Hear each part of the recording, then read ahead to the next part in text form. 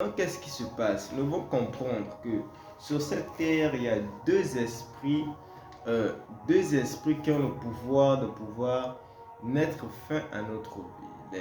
Les deux esprits sont, il y a l'esprit de la mort et l'esprit de la prostitution. Vous le savez mais comment qu'il est écrit dans 1 Jean 5, le verset 19, que nous sommes de Dieu. Je vais lire. Nous sommes nés de nous savons que nous sommes de Dieu et le monde tout entier est gouverné sous la puissance du malin.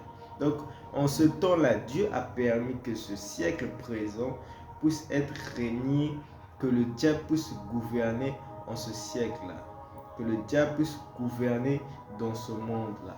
Vous savez mieux comment que le diable sera lié pendant 1000 ans lors du règne du millénium qu'on va passer sur la terre avec Christ. Amen.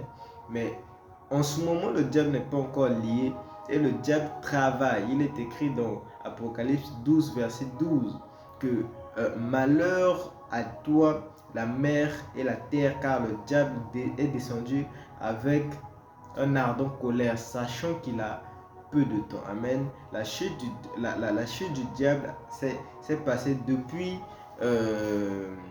Ésaïe 14. Depuis Ésaïe 14, si je ne me trompe pas. On parle de la chute du diable. Dans Ézéchiel également, on parle de la chute du diable. Et dans Apocalypse, on parle également aussi de la chute du diable. Mais en ce moment, cette terre est gouvernée par la puissance du malin.